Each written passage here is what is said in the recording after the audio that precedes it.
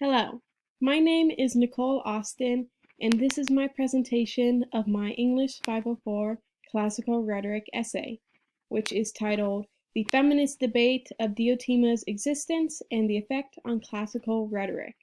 So what I have done for this PowerPoint presentation is that I have broken up my essay into different sections, which I will be going over, and some of what I have included in this PowerPoint directly comes from my essay. So in my introduction, I give some background information on Diotima, such as where she came from, where her rhetorical voice is found, and some details about herself. So she is found within Plato's Symposium, which is a rhetoric piece where Plato imagines fictionalized versions of classical rhetoricians and philosophers who are debating on love. And Plato has his fictional Socrates recount a dialogue he shared with a priestess named Diotima, who speaks on love, such as the concept of love, the beauty of love, immortality, and the beauty of pregnancy. No other evidence of Diotima's existence besides Socrates' version of his dialogue with her exists, and even that dialogue is debatable because Plato imagined Socrates giving Diotima's dialogue in the Symposium. So many debate whether Diotima herself was a real figure or whether she was imagined either by Plato or Socrates, in order for Socrates to mention more feminine topics in the Symposium and have more credibility with the dialogue within Diotima's speech that he may not have received if he himself had voiced that dialogue. So whether or not Diotima existed changes the feminist interpretation of Diotima's dialogue in Plato's Symposium, changes how people can interpret Diotima's dialogue through a feminist lens, either with if she actually existed or whether Socrates or Plato imagined her speech. So the debate of whether or not Diotima existed can change the interpretation of her dialogue. And if Diotima's existence is discredited, as in people believe that she actually did not exist, this can lead to the potential erasure of a female rhetorician in a time when known female rhetoricians, such as Aspasia, are few amongst the well-known male rhetoricians. So if she is discredited, then they are erasing the female voice of a rhetorician of the time period in the classical time, since there's no other evidence of Diotima's voice. The only evidence is through the dialogue in Symposium. And this erasure can inhibit the power of these female rhetoricians and can take away the power of their words. If Diotima, however, does exist, and people believe that she did exist, then there can be a feminine interpretation of her dialogue that thus brings power to her words and adds another voice to the female rhetoricians of the classical time period. The importance to rhetoric with this debate over Diotima's existence comes from the knowledge of this debate. Since this knowledge of this debate is not widely studied due to the lack of information on Diotima than what is included in her dialogue. Many people do not know that there are issues surrounding Diotima's existence. They don't know that there is a debate around her existence and how that can change the interpretation of her dialogue in the Symposium. And Diotima's speech, as well as the mystery surrounding her existence, may be taught in classical rhetoric curriculums to show the effects of marginalization and erasure on female rhetoricians, and to show the different interpretations of Diotima's speech that can be made depending on whether Diotima herself existed. So it is important to rhetoric and classical rhetoric curriculums to teach this debate to show the importance of how the change in voice can change interpretations of the rhetoric within dialogue, and show the effects of the erasure of female rhetoricians. The thesis that I established my essay on is that whether or not Diotima is an imagined figure, Diotima's rhetorical speech in Plato's Symposium should be taught both because of its use as rhetoric from a female rhetorician and because of the potential erasure and marginalization of Diotima herself due to the possibility of Diotima being an imaginary figure. And throughout the essay, I broke this essay up into 3 sections: the possibility of non-existence of Diotima, the possibility of existence, Diotima, and the effect on classical rhetoric. And this thesis is related on throughout the essay. So the first section is on the possibility of non-existence of Diotima and how this non-existence possibility of Diotima can affect her dialogue in the Symposium through its interpretations. So if Diotima did not exist, there would be one less female rhetorician from the classical period, one less female voice, when there's already so few voices from the time period where so many more male rhetoricians are known, and as it is, Diotima only has that one source of her voice, and if that one is discredited, believing that Socrates or Plato created that speech, then that is the erasure of an entire female rhetorician voice, when just having those voices is extremely important for female rhetoricians from the past to today's time. As well as that, the unknown of Diotima's existence can bring uncertainty to the message of her speech, such as when she describes the beauty of pregnancy and how love is found in reproduction and birth in beauty, which is a direct quote from Diotima's speech. So there's some unknown, some ambiguity that can arise if she is discredited as a female, as an actual person, instead of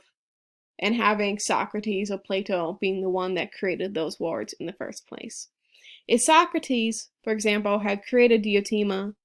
thus creating Diotima's speech, a male describing the beauty of pregnancy would be a difficult concept to grasp, especially with the concept of male pregnancy that arises in the dialogue, because discrediting Diotima means that a male created this speech, this dialogue about the beauty of pregnancy, which is more difficult to grasp for a male explaining pregnancy rather than a female who would have more credibility in her words about pregnancy. And if Socrates did create Diotima, he did so most likely because he needed a female's credibility in his speech so that the concept of pregnancy, the beauty of pregnancy, would be less difficult to grasp when a female is stating these words about pregnancy, about love, which grants credibility to his speech rather than if he himself had given that dialogue. The creation of Diotima would be an almost necessary invention, because only through a woman could Plato introduce this unprecedented image of male pregnancy. So again, showing that Socrates would have needed some female credibility to this speech, because it would be more simpler to grasp for a woman explaining male pregnancy than Socrates or Plato. So in order for this vision of love to have its intended effect, Socrates may have relied on an imaginary female voice to grant the dialogue power. And if so, to achieve this effect, Socrates makes her voice sound more distinct and more feminine through ambiguity and use of metaphors, so that he can sound more feminine in his dialogue to make it seem as if a female had given the dialogue instead of Socrates or Plato himself. This increases the ethos in the rhetorician again, adds to the female's credibility in his speech,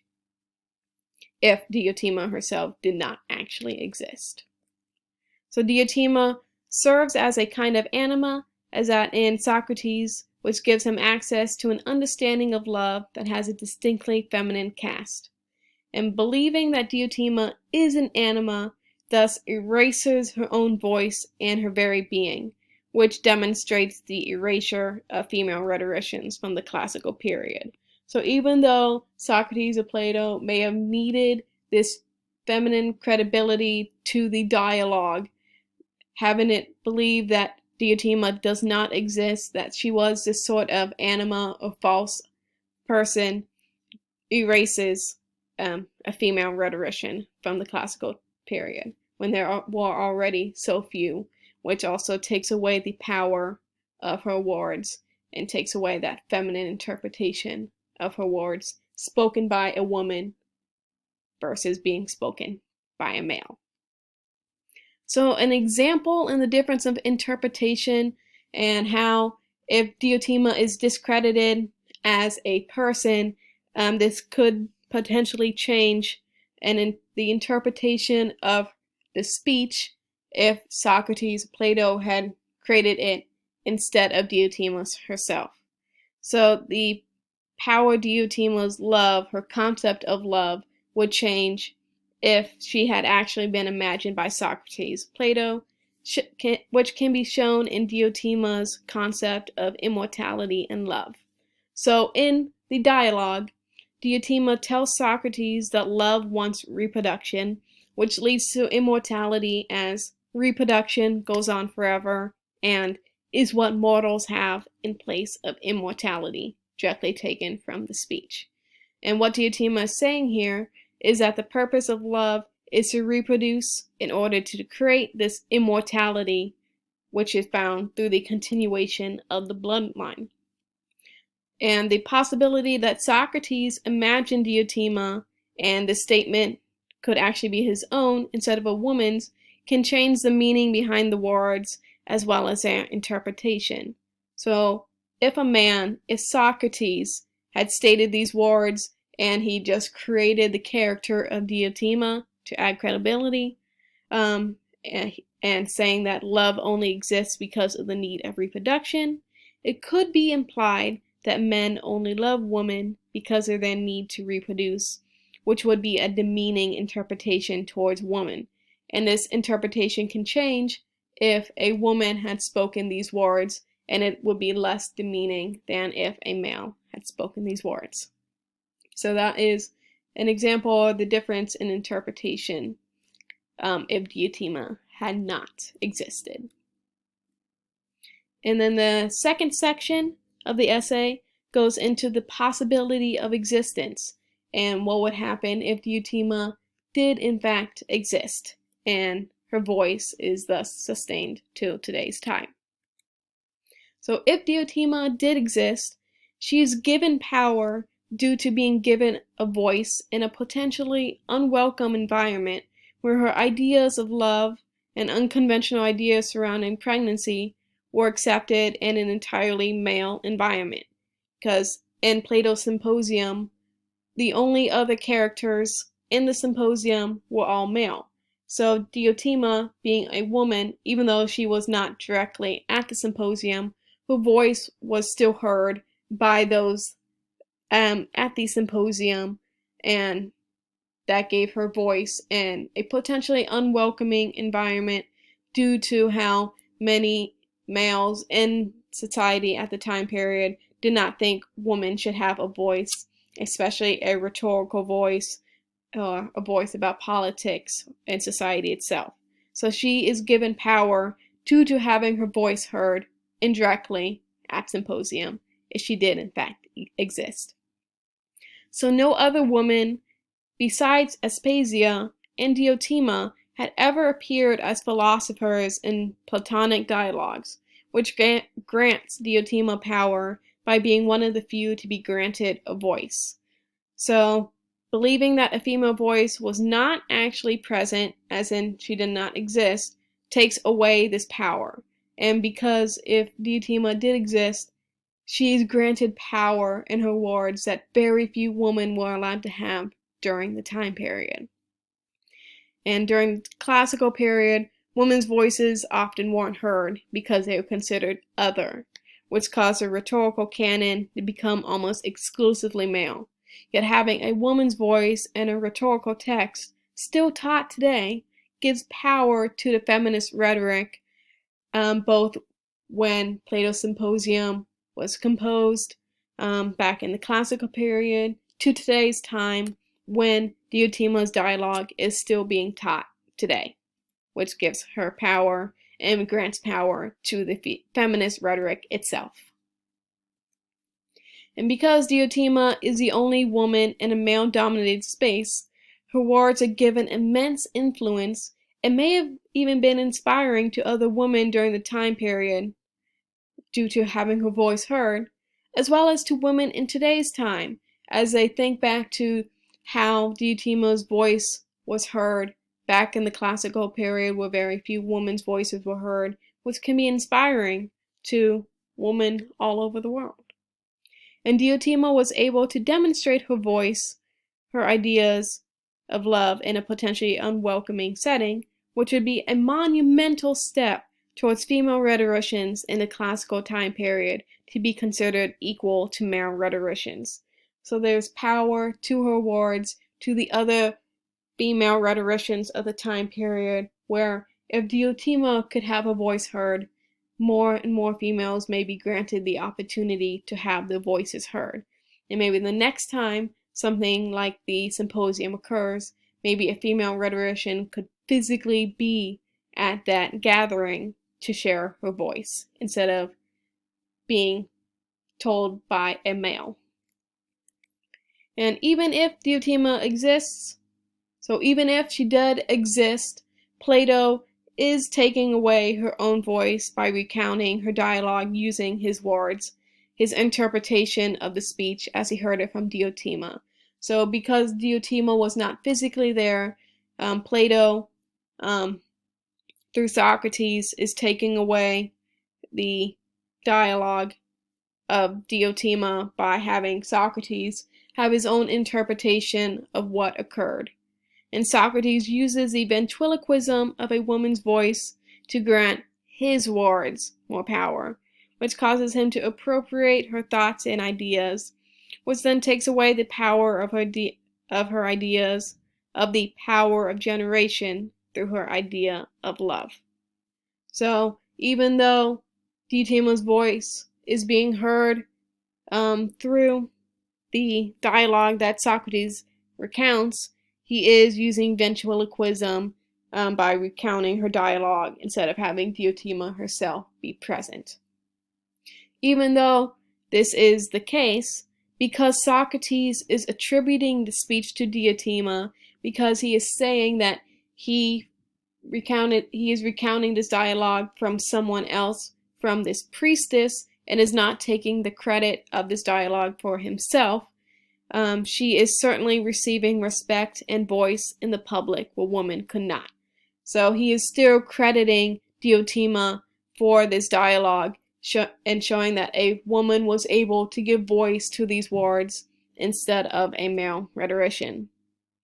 And believing in Diotima's existence gives power to her words that a voice was able to be heard in a masculine environment, as Socrates decided to share her voice instead of lending his own, according to Plato in his Symposium.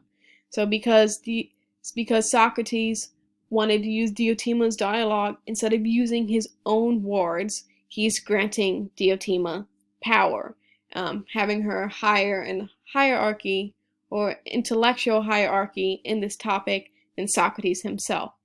because he could have used his own words, but he thought Diotima's dialogue would be the best to share in the Symposium. And Socrates recounting the dialogue of a woman instead of giving his own voice may demonstrate that Diotima has more power than Socrates, or Socrates believes Diotima has more power than he. In claiming that Diotima is a priestess, the embodiment of wisdom who taught Socrates, an incredibly well-known and influential rhetorician, taught Socrates these new ideas and concepts he had not fathomed before, gives Diotima a place on the pedagogical hierarchy higher than the revered Socrates himself. And after hearing the dialogue, after hearing Diotima speak, Socrates states that he decided to persuade others of her words. And then that was found directly in the speech as well, showing just how influential Diotima's voice was to him, that he wanted to share her words to others, and showed just how influential and how Diotima's words affected him, that he had to share her dialogue with others and give credit to Diotima herself instead of taking these ideas as his own. Including Diotima's speech in the Symposium shows that Socrates or Plato believed Diotima had more knowledge than himself, and that Diotima deserved to have her speech told in Plato's Symposium. And like with the previous section, with an example in the difference of interpretation, if Diotima herself had existed, believing in Diotima's existence allows for more credibility in analyzing her dialogue through a feminist angle, because having Diotima, a female, actually speak these words and create them instead of a male like Socrates or Plato, grants her feminist concepts more power rather than if they had been created by Socrates or Plato. So, for example, Diotima's concept of personal identity in the soul can be seen through a feminist angle if she herself had existed. So in Diotima's dialogue, she believes that the soul is not immortal, as love exists only for the qualities of humans to be passed on instead of their souls, which means that her concept of the soul is that the soul is unique to each lover. Looking at this concept in a feminist angle shows that she believes all souls are equal, which is the opposite of what Plato believes, as he argues that the woman's soul is a transmigrated soul of a man of inferior value. So believing in Diotima's existence and adopting a feminist interpretation of Diotima's concept of the soul shows that she believes that males and females have equal souls, versus Plato believing females had inferior souls to men. So believing in Diotima's existence brings power to her radical views of souls from the time period and on the place of woman in society in the classical time period. So having that voice being told in the Symposium, of Diotima being trusted by Socrates to have a voice shared on this view of souls is incredibly important and brings power to her words in this time period, especially with the place of woman in society during that time. And the last section of the essay is the effect on classical rhetoric, with this debate on whether Diotima existed or not. So this debate on Diotima's existence should be taught in curriculums that educate students on Plato's Symposium. Looking at Diotima's dialogue from a feminist angle, as well as the angle of whether or not she exists, brings different interpretations of her speech, as well as different levels of power granted to her voice, which I have shown through those two different examples. Rethinking Diotima and retextualizing Diotima when educating students of Plato's Symposium in classical rhetoric curriculums would highlight interpretive problems that can arise from the debate of Diotima's existence and how this debate changes the power of her dialogue, such as through the views of soul, the views of immortality, can change the power, can change the interpretation of those words. And just analyzing the content within Diotima's well-known ladder of love is not enough to fully understand Diotima's concepts. Depending on whomever created Diotima's discourse, the rhetoric and its effective usage in the discourse can hold meaning as well, if the rhetoric is analyzed as well through the feminist lens of whether Diotima existed or not, and how the use of rhetoric can change based on that interpretation. For example, the ambiguity that can be found in Diotima's speech may be considered essential to women's arguments, and this could be why Diotima's own voice included this ambiguity, or it could be why Socrates included ambiguity to make his voice appear more feminine. So that is an example of how the use of rhetoric can be changed, or the interpretation of that use of rhetoric changed based on who composed those words. Diotima's existence should be added to the analysis of Plato's Symposium and the speech of Diotima to fully understand Socrates' dialogue with her and how the Platonic rhetoric changes when the creator changes, such as if readers considered whether Plato's fictitious Socrates had created Diotima to lend his words credibility, or if Plato himself created Diotima to add to the speeches given in his Symposium. And this doubt that can be pressed down upon Diotima's words with the debate over her existence can create interesting discussions on Diotima's concept of love, as well as on Plato's Symposium itself, which can also bring discussion centered around feminism and the power of female rhetoricians during the classical period. And this debate of Diotima's existence shows the effect of female rhetoricians having a voice and also losing their voices due to the ventriloquism of men, as well as the marginalization and erasure of their own voices. So, with my conclusion, debating Diotima's existence can grant and take away power from her voice, yet including this debate in the analysis and discussion of Plato's Symposium can create new ideas and can allow readers to interpret the speech in different ways. So looking at Diotima's speech through a feminist angle, for example, can show how she is granted power by having her speech told in a male-dominated space, while also showing how she loses power by having a male tell her dialogue without allowing her voice to speak. And while Diotima's existence may never be proven, with how little evidence surrounds her existence besides her dialogue in Plato's Symposium, this debate of her voice should be included in classical rhetoric curriculums to show how the power of words can change depending on who created those words, especially through a female feminist lens. And this is my work cited, the different articles that I used throughout my essay.